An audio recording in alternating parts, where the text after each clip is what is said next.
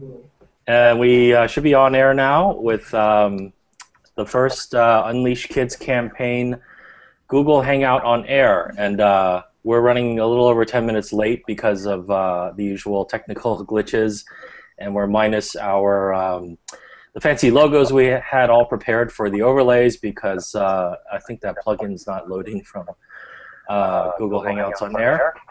And then so I'm Mike Lee. I'm here north of Washington, D.C. in Wheaton, Maryland.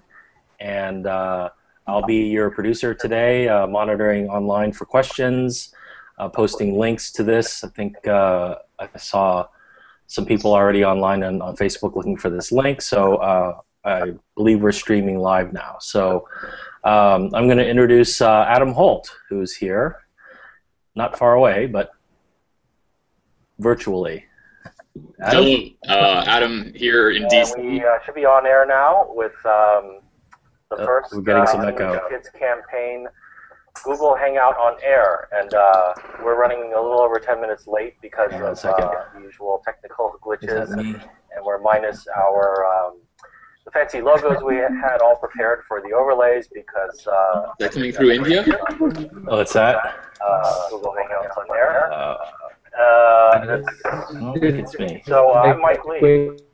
Somebody check your windows. We might have a duplicate YouTube window open. Oh, it's better now. That was me. Okay. Okay. All right, Adam. Adam here, working with Mike and a whole bunch of people to get this this campaign going to get more of OLPC's brand new X04s out there into volunteers' hands. And what better way to start this than a live Hackfest in India? So thanks, Kartik and Anish. We don't have too much time, so we can talk in other weeks about all the X01s that we hope to freely get out there in the grand style of OLPC's Contributors Program, and some of the Haiti work and past, future, present, whatever that's going on. But I'm really excited to hear from Kartik and Anish, who I've been working with over the last few months on school server stuff. Thank you, guys.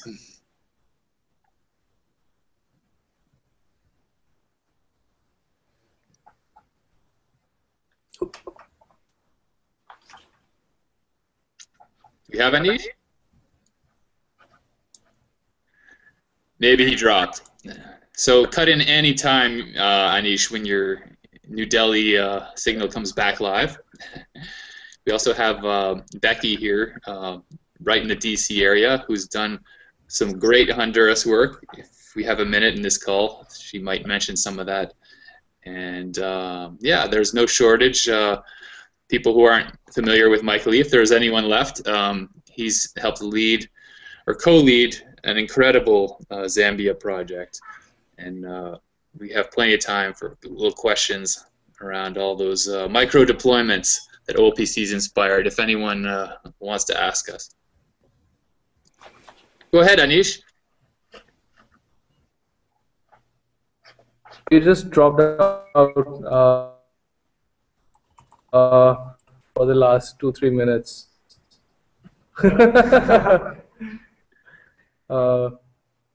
So here we are in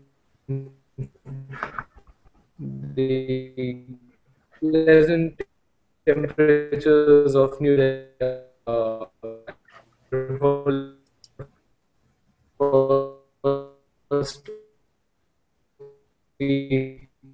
New Delhi.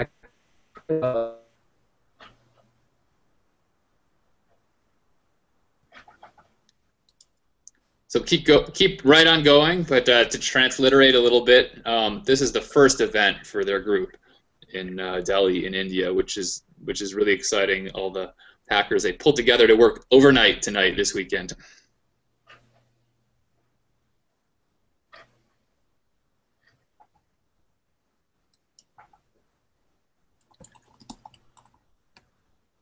But they're looks like they're still having connection problems.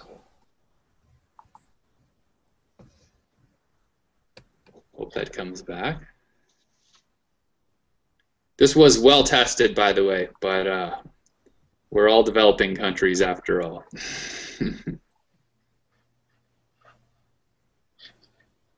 All right, I'm gonna try to post this link to Facebook.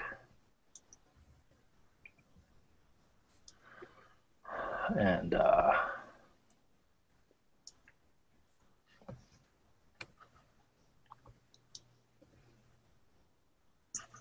all right, I don't see them coming on. Oh, let's see if we have an alternative account coming on.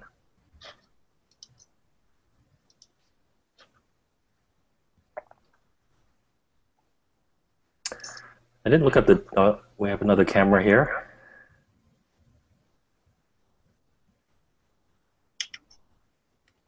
Fire away, Kartik, Anish.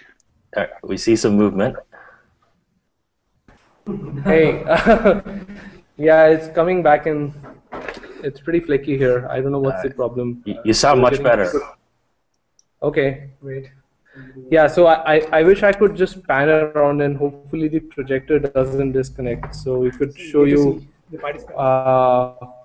and if people sitting in the room can wave or say hi or something. Or we're all just gathered here today and hopefully start a movement here in New Delhi. If you're still audible. You sound great. Oh, perfect. So we have seen developers who are passionate based on the registrations and the kind of interest they've shown towards the OLPC stuff. And we've discussed with them what fascinates them to contribute more in this project. So hopefully after this event, we can see much more participation from India for OLPC. And we were also trying to engage with some of the smaller deployments here. Me and Kartik were in Bhagmalpur about a couple of weeks ago, where we recently installed a school server. So the kids have internet connectivity and access to every TED talk ever given, all kinds of music, videos, books, all being hosted. We also installed it was already installed. We also enabled this on a high ubiquity Pico station, so like half the village is Wi-Fi connectivity. And I would be going there again in a week's time to install some more enhancements. Hopefully we'll have a stable internet connection. That's what we're shooting for there.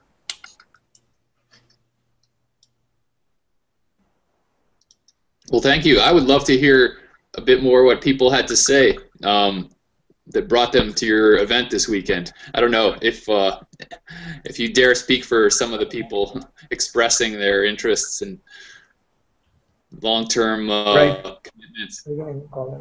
So I'm just saying this out loud in the room. If someone wants to like walk up and sit here and talk with these guys, you're most welcome. Guys, you're here because you are passionate about this, right? Since we're like, we asked this question before, that what drove your interest to participate. Some of the guys wanted to participate this because it's a cool open source project. Others, they wanted to use their technical skills to do something in education. Some of them had heard about the One Laptop Per Child project, and I've been looking for an opportunity to get involved with it. I think those are the three biggest streams of interest. Guys, any of you want to come up here? We do have some sugar hackers existing with us. Ajay is here, Anish Dogra, who's been working on sugar core for some time. Akshit Khurana is here as well. He's been he'll be working on the Google Summer of Code Sugar. And we're also, people are discovering each other in the room as we speak. Great. Anish, for people like my parents and others who might be watching, what does that mean for kids in India and around the world? What is, even people who are new to sugar, what does that mean? You mean participating in this program, or you're talking about Bhagmalpur? Or just what kind of software have you heard about that India's been contributing? Well, how does that directly affect kids in a classroom or otherwise after school? Well, I think you get to better realize it when you're watching kids use these applications in the classroom, and you see the difference over a period of 2 weeks to 2 months. And that, at least for myself, when I started hacking on sugar, and then I went to Paraguay and observed some of the stuff that I was working on being used in the classroom, it brought a lot of personal satisfaction. And also in the last visit to Bhagmalpur, we have observed that children are enjoying using Wikipedia Hindi. So all the information which is present over there on Wikipedia is now presented to them in the native language, so they feel much more easy to go through and check the content and learn more from there. So that's one example. As an interesting side note, within 2 hours of enabling internet in a village, we had to buy a new data pack. So people are pretty inquisitive. They want to find out about the world. They are pretty smart kids who are like, within few minutes, they were exploring everything related to Google, like Google Maps, Docs, and all stuff. So hopefully in future, once we have good internet connection with huge data plan, they'll be able to finish it up in few minutes, a few hours. Tell us about this village for those that don't know what Bhagmalpur is. Sure.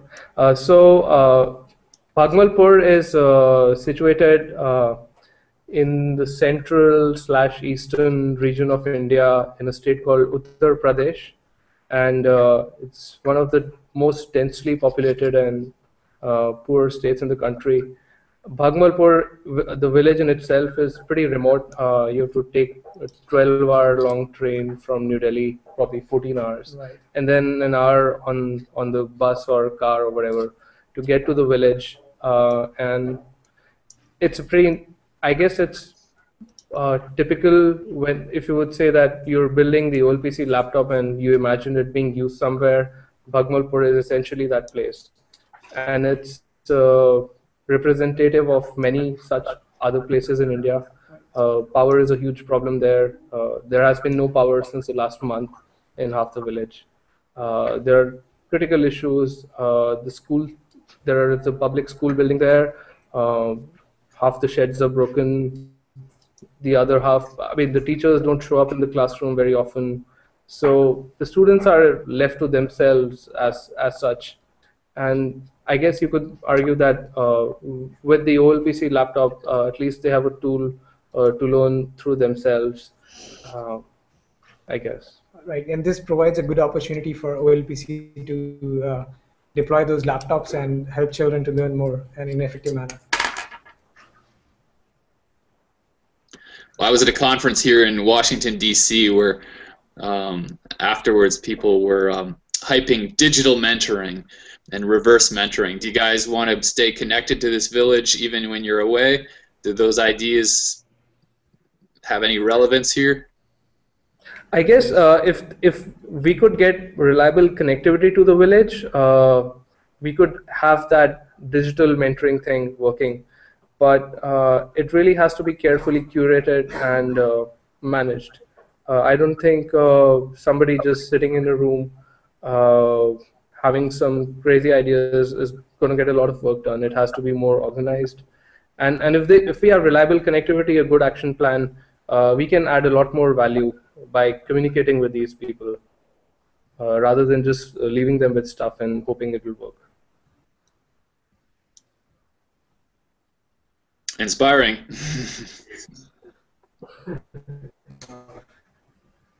What's your schedule been? Are you just getting started?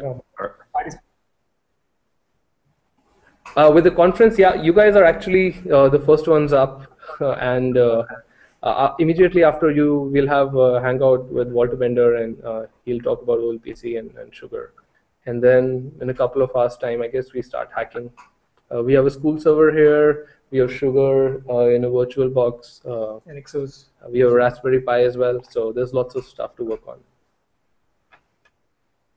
So it's late in the day there, so that's what you mean by all night. You will start around dinner and then go all night. Yeah. Yep. We are going to eat pizza and drink Coke and hack. Right, and this provides a good opportunity for OLPC to deploy those laptops and help children to learn more and in an effective manner. Yep. We are going to eat pizza and drink Coke and hack. And how will we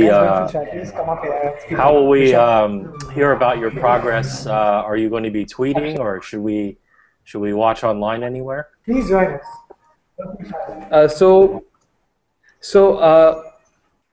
At least what we'll try to do is record these events and put them up online on YouTube or some other video sharing website. With the Hangouts, we'll try to do this exact same thing, that we'll go on live and the videos will get published on YouTube. So that's what we're shooting for. Great. And then you'll also update your blog, perhaps with links to any code that you've come up with? Yes, we have a few ideas. Actually, some of the Sugar developers, Gonzalo, Daniel Navarez, they'll be getting online in an hour or so, and we'll be hacking on IRC. So we're really looking forward to this event. All right, Adam, any other questions from you? I'd just love to say a deeper thank you to Anish, who kind of came out of nowhere, spent a lot of money to get a Canadian visa to make this school server stuff happen. Wasn't quite able to get into Canada the first time, if I remember correctly. And we have people coming every 2 or 3 months to make this community product, thanks to Anish and people like him. And it's quite easy in this 2013 time frame. I have a lot of humanitarian friends, you know, whatever it is, Peace Corps people, whatever, who ask me, what good is all this technology when the world has real problems?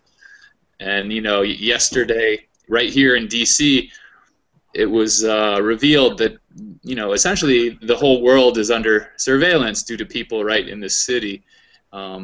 Telephone calls, essentially everything we do online it appears under pretty serious surveillance by the U.S.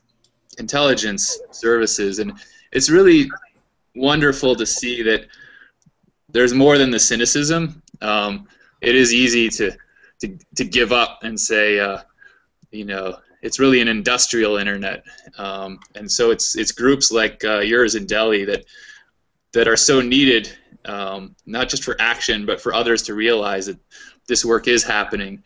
It's more than a commercial and government reason that we're all here. So thanks, guys.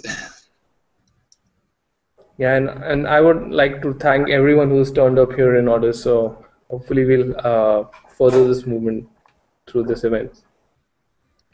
Can we pan one more time across the room if it's not going to disturb your Definitely, cable? Yes. Why not? And I'll try to like stand up so we have a better view of everyone. I don't see the pizza yet. I could walk through the room, but I'm connected to many wires and stuff, so I can't really move this laptop anywhere else. Sorry. I'll just pan back once more.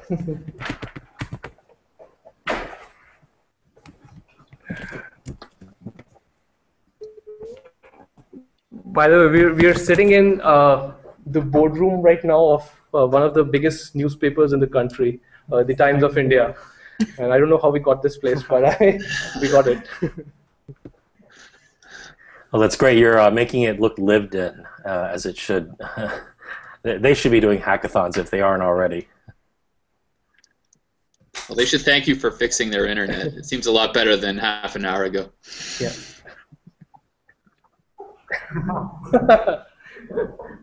Yes, the next hackathon will be from Bhagmalpur. Right. All right, Becky, do you have any questions for the guys?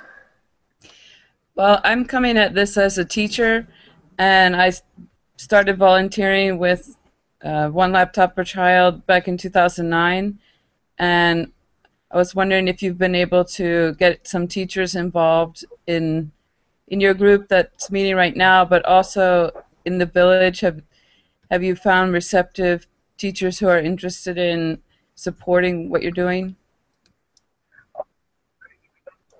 Not really. We didn't get a lot of support from the school system. They have their own hard set curriculum that they have to follow.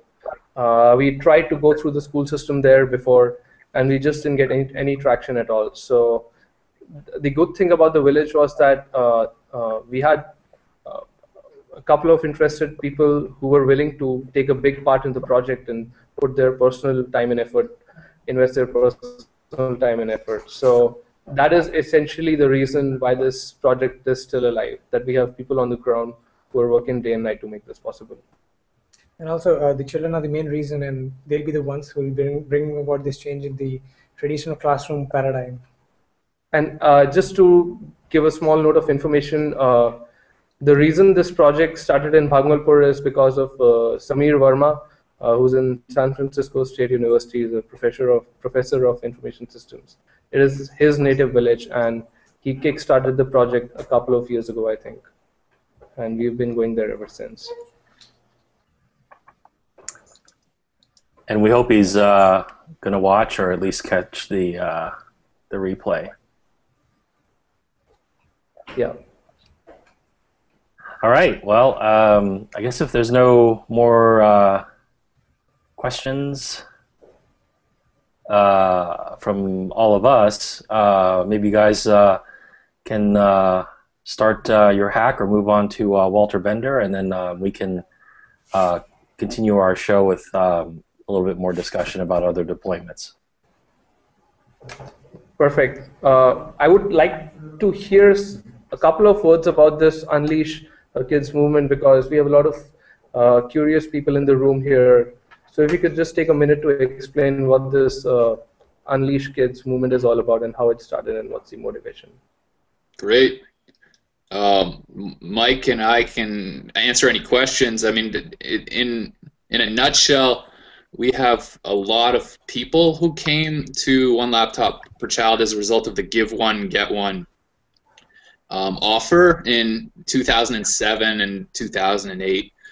And we're trying to see if a little piece of that $400 campaign can come back, because about 100,000 people in Canada, the US, and Europe, and really around the world, using their friends who bought this laptop and donated alongside.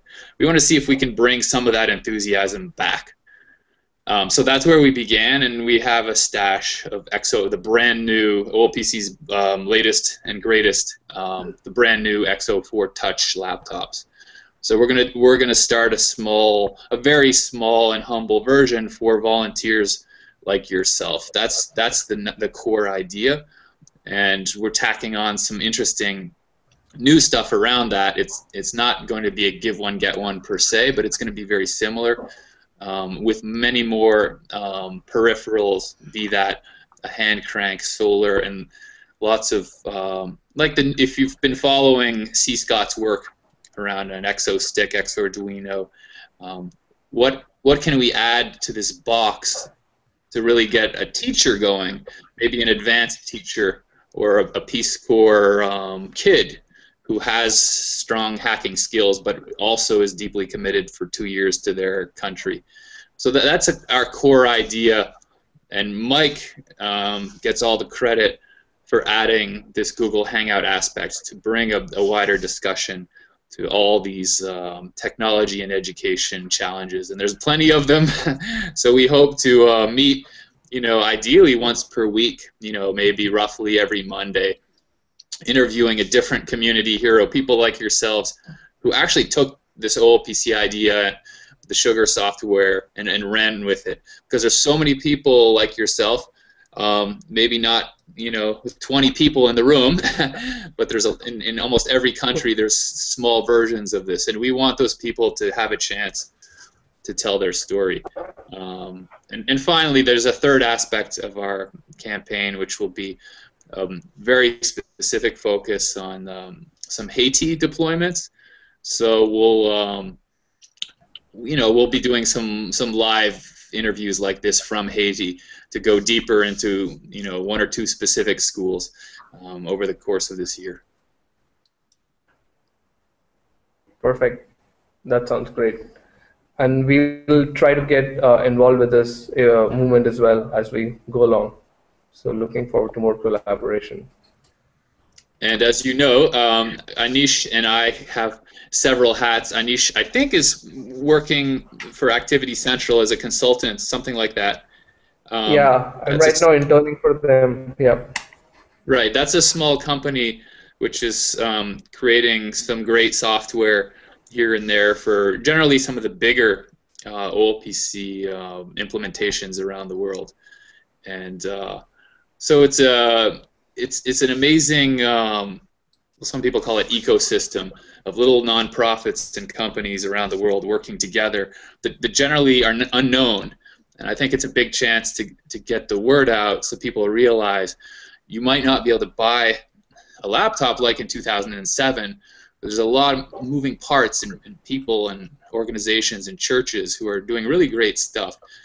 And in fact, we'll be trying to wake up some of that spirit of 07 and 08 by selling a few of these laptops and maybe servers, etc., and peripherals so that people can re-engage. Yeah, so as Adam said, we're just in the process in the next few weeks of setting up all the online infrastructure you imagine that would be needed, like a website and a way to take payments and FAQs and just figuring out, as Adam said, what the actual offering is, or it could be multiple different kits. And then we're really looking forward to these Hangouts as a way to kind of glue the whole thing together week to week. And not only, I don't think, Adam, you mentioned the contributors program, but there's an aspect, if you want to explain what that is and was, or what it will be. Absolutely, yeah. There's XO1 laptops, which some people, God forbid, they grew out of them. They Americans who were back in 2007 were 12 years old, and now some of them are in university already. Maybe thanks to that XO. Anyway, so some of those people have redonated their XO1 laptops, and we would like to, during these Hangouts, we would like to reinforce the contributors program, where the next generation can get one for free or the cost of shipping or an extreme discount. So you'll be hearing more about that.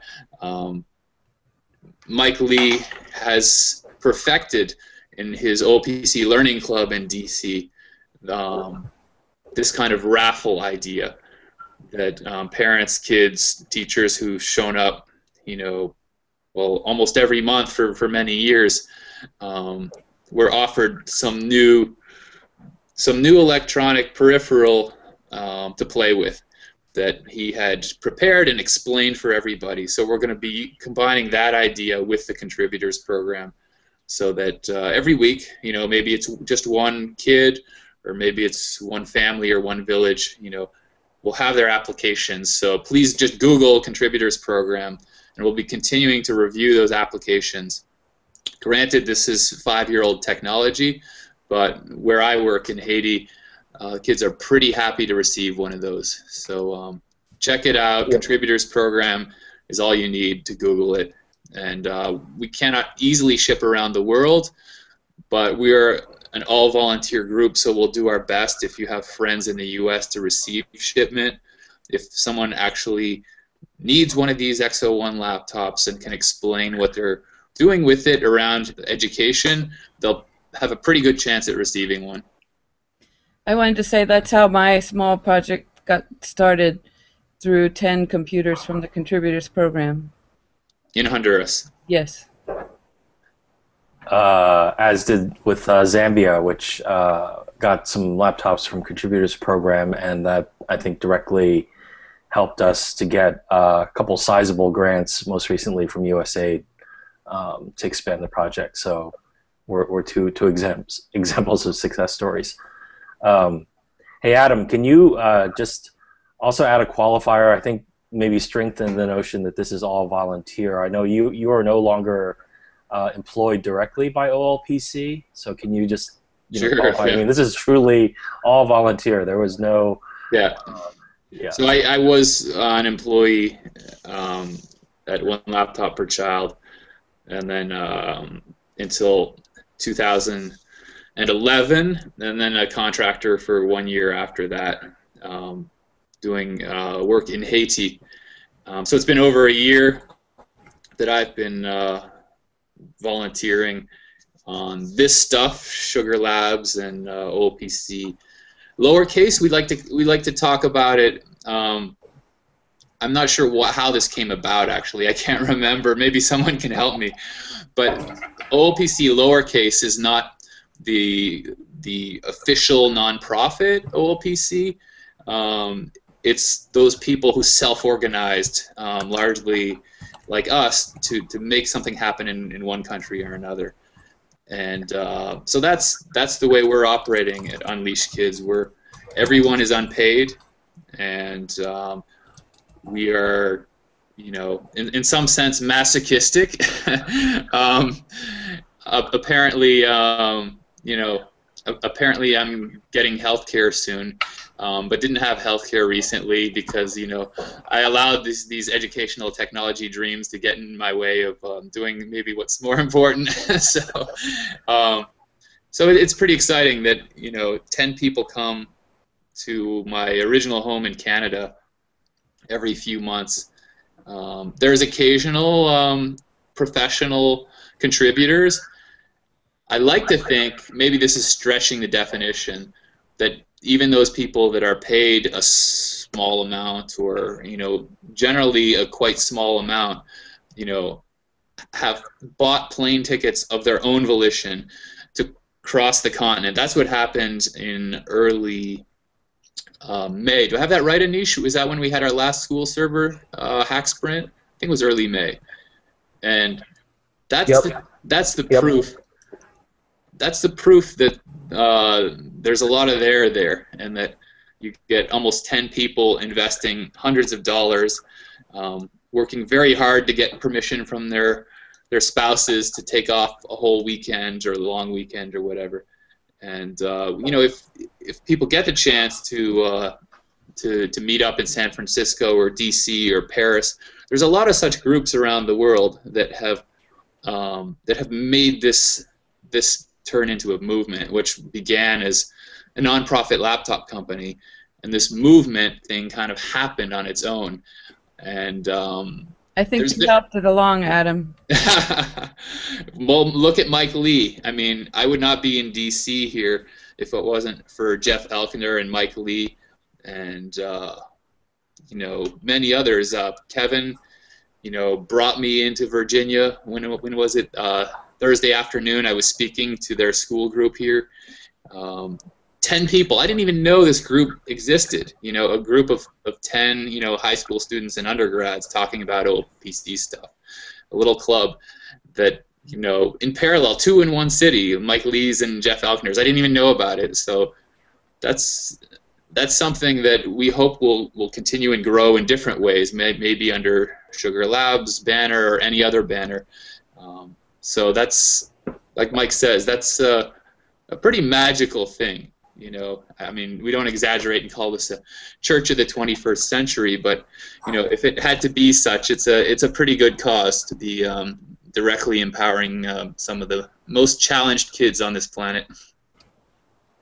And then, Adam, can you just, without going any further than you're comfortable, the XO4s, they were not granted from OLPC.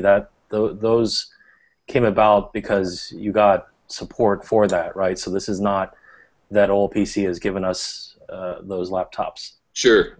Yeah.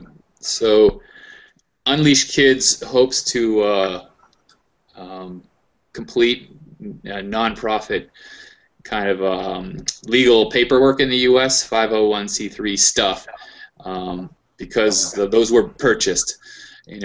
Quite some hundreds of XO4 units were acquired, and so yes, there is some money involved here, and we hope to have a little markup to help the Haiti work along the way. So it's an all-volunteer project with a purpose, and yeah, we'll be telling you much more about that in the coming weeks.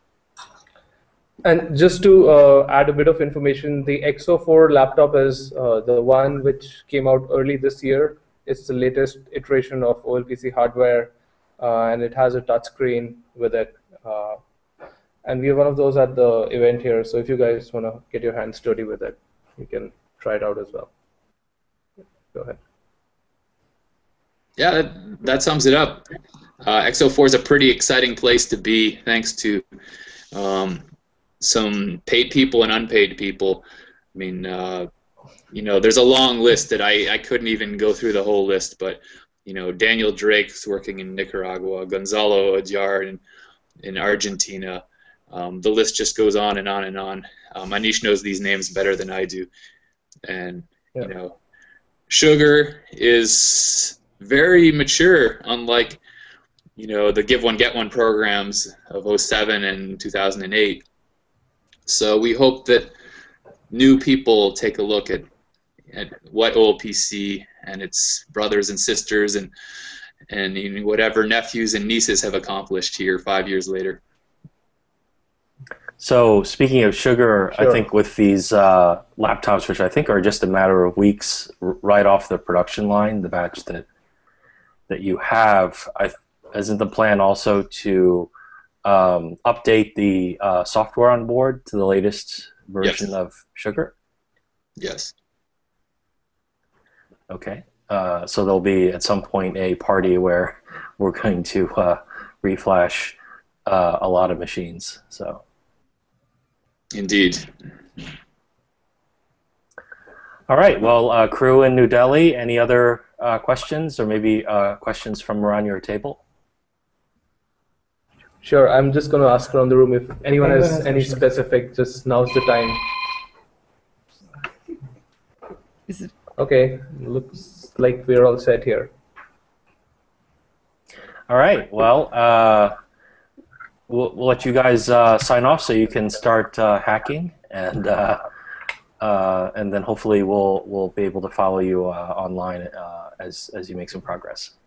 Hey, tiny question before we run. How many languages are represented in the room? Are you guys all working in Hindi or English or other languages?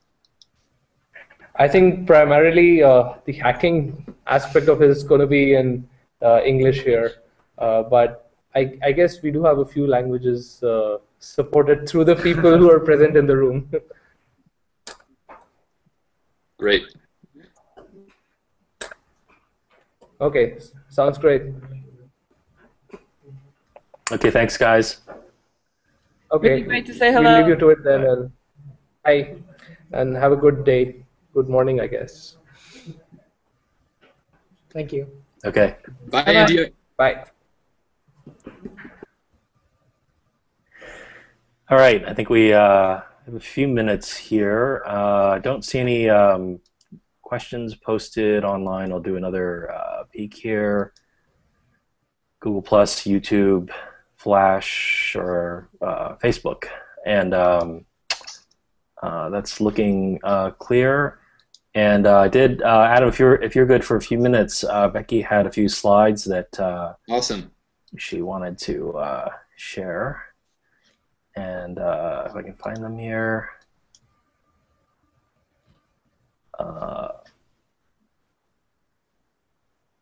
There, you should see some slides. And I'll flip through them, Becky, if you want to speak to them. It's all the pictures you sent.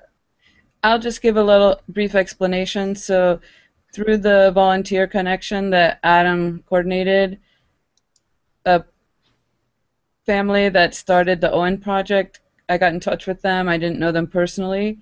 And in the end, I said, okay, I'll be happy to join up with you. So that was 2011. And the pictures that you're showing are from 2012. In 2011, we only went to one school. And last year, we went to at least 2 schools a day. So the picture that you're looking at right now, the government has started their own national program, and these are some exos that they have in a mid-sized city in the middle of the city. This school has several hundred exos. I don't remember exactly how many. That was a 3rd grade class that you're looking at. And then through the rest of the slides, it's a period of 5 days where we went to quite a few other schools. So this is, again, the public school. They had an internet connection. I think that's what you see on the back, on the wall, towards the ceiling, the wireless router. The projects that I've been involved with, none of them have this particular school that you're looking at. I don't think they even had electricity, but none of them have had internet connection. One thing that did happen this year that was really great was the local people put us in contact with the school system, and the director of the school system spent, I think, 4 days with us. Basically what we would call here in Virginia the school superintendent and two of his technology specialists. So we only had about 2 hours to be with these students. Here you can see some of the volunteers. So it was a very brief introduction to give them the basic sense of what a computer is, how to turn it on and off, how to open activities. And we were counting on the technology specialist to be in touch with the teacher in the future. I also got an email address and was in touch maybe 2 times with this particular teacher, but really it was leaving them there to see what happens, and I'm hoping to touch base with them. I'm going back on June 19th. So this is the whole class? This is the whole school, most of the students from the school. It's a one-room schoolhouse, so the teacher's teaching grades 1 through 6 or whatever students they have in that community.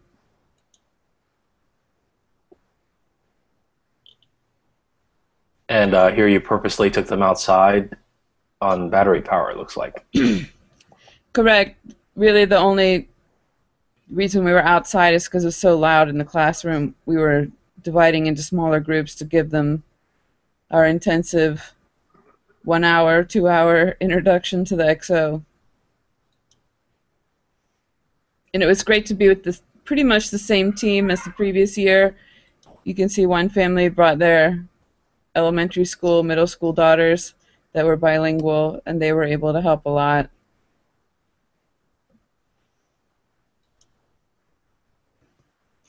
This particular school, they don't even have a school building. Their community's building a building for them.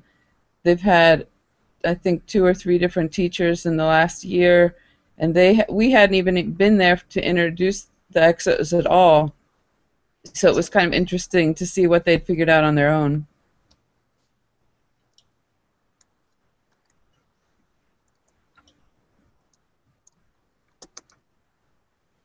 And again, we went outside because there were so many students inside. It was a small space. It was just easier to hear and to talk to them. And is this a very rural area? Are there farms around there, or what? Yes, and so this whole area that we took schools to through the Owen Project are around the city of Siguatepeque, but we were at least 45 minutes to an hour in a 4x4 pickup to get there on a dirt road. So these places are fairly remote. There's some kind of transportation to the city, but I don't know how often. And I think everybody in these communities is subsistence farming or real growing coffee and selling that for their entire livelihood. Is this the school under construction? Yes, it is. Yeah, okay. And there was a French NGO working with them to build that. Well, that's an incredibly inspiring view of a landscape there. It is a beautiful place.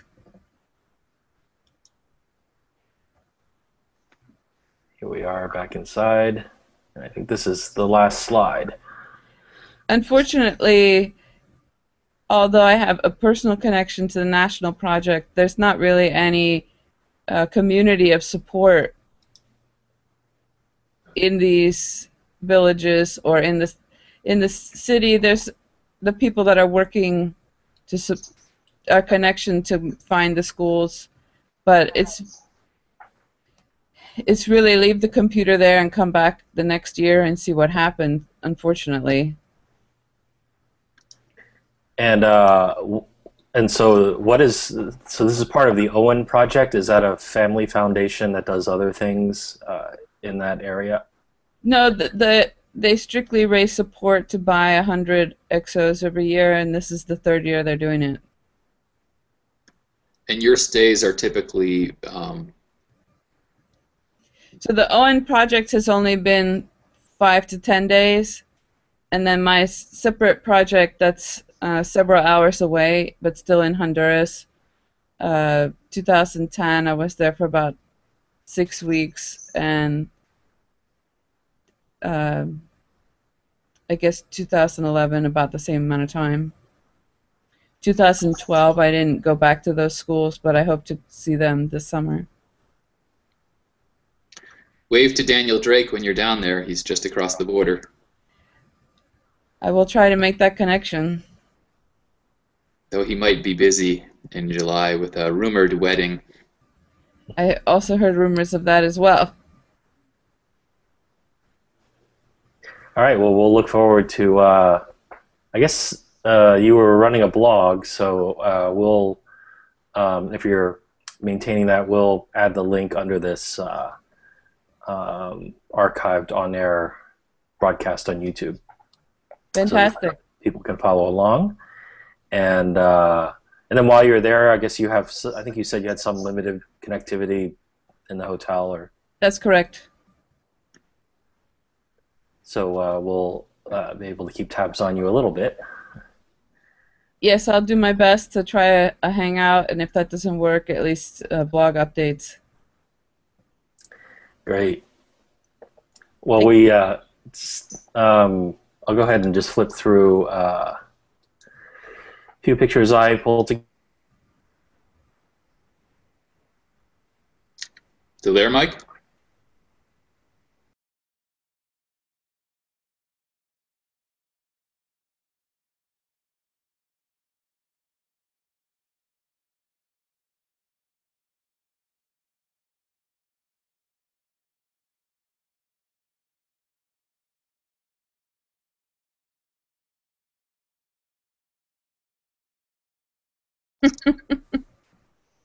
There he is. I'll try one more time.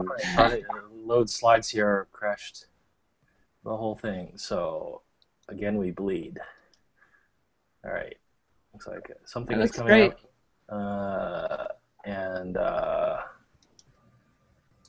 Just flip through those. So again, you know, out of the contributors program, you know, it got some laptops to this project called the Lubuto Library Project that's been running since 2005 or 2006 by an NGO and founder here in Washington, who got 10 laptops from Nicholas Negroponte originally way back, I would think I think it was late 2008, 2009, and that's how we met the founder, who came to our user group meetings in Washington looking for help, and they got some support from Kevin and Jeff and myself and the gang, and deployed the laptops in the first of what is now several libraries, physical libraries in the capital city of Lusaka, stocking children's books that are culturally appropriate in a building that is done in the indigenous architecture. And they curate these books here in Washington, D.C. in batches of 4,000 and then ship them by container to these libraries as they're being built. So there's 2 locations, and the 3rd and 4th are in the works. And you know, I thought this was kind of a crazy project to start. I liked that the laptops were situated in this lovely architecture that was native, and also that there were, you know, physical books, also mentoring and drama programs. And lo and behold, with the support, they got a series of grants. Most recently, this was the one on screen here from USAID, who partnered with World Vision and Australian Aid as the funders. So we got money from World Vision under the auspices of USAID. So, and that was $300,000. So that funded our colleague Christoph Derndorfer to go for a week to refurbish the laptops that they had. So they worked on 20 or so laptops.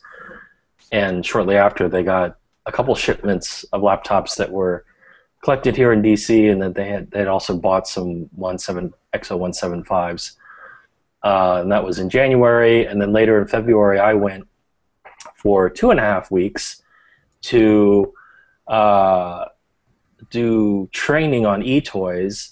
Remarkably, in the prior 2 years, a group of 3 boys who had grown up in the program, some of them, I mean, they're all like sort of vulnerable youth, and in general, all the kids that are involved are vulnerable youth. Many are street kids, and in a climate where half the population is under 15 years old in the country. I think there's a little over 13 million people. Half the population is children, which is pretty shocking to see. Just streets and schoolyards full of children in and out of school. So these 3 boys developed 700 lessons with the help of some teachers providing content done in eToys.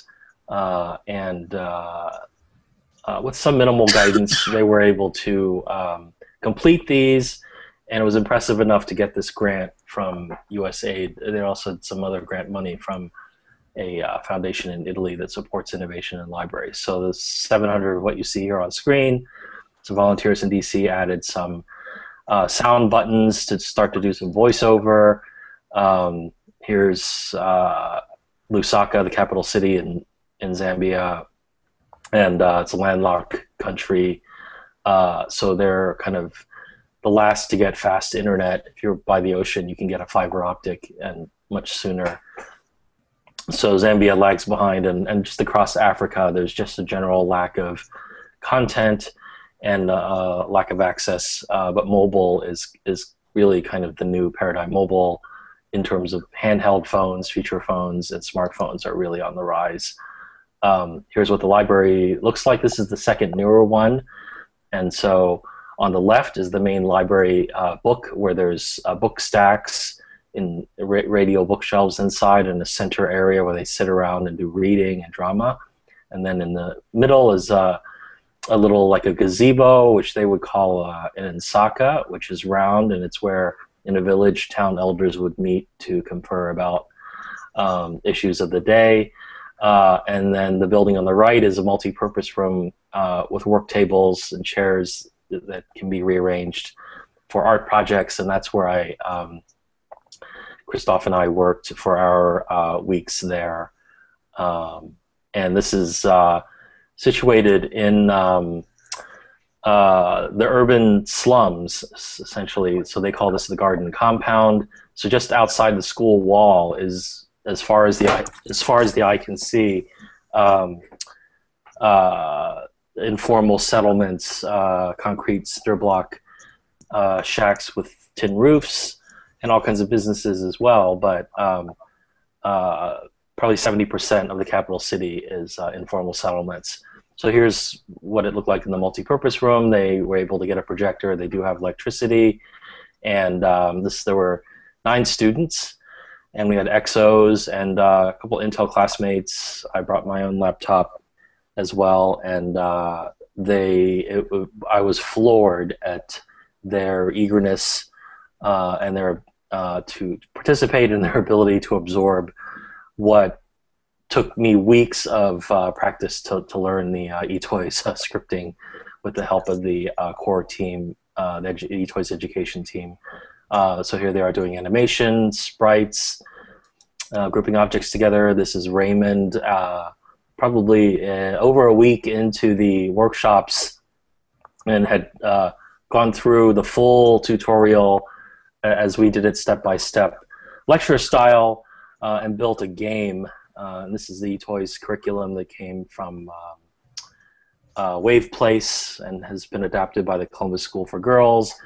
And at this point, he had finished this game lesson with his own artwork, and a giant bug was chasing this girl around, and he was ready to add variables in for scorekeeping. So it was, I'd expected that they would be still lost and really needed a lot of help. But then we also took, I took a Makey board there. That's the board is, which you can see as some white.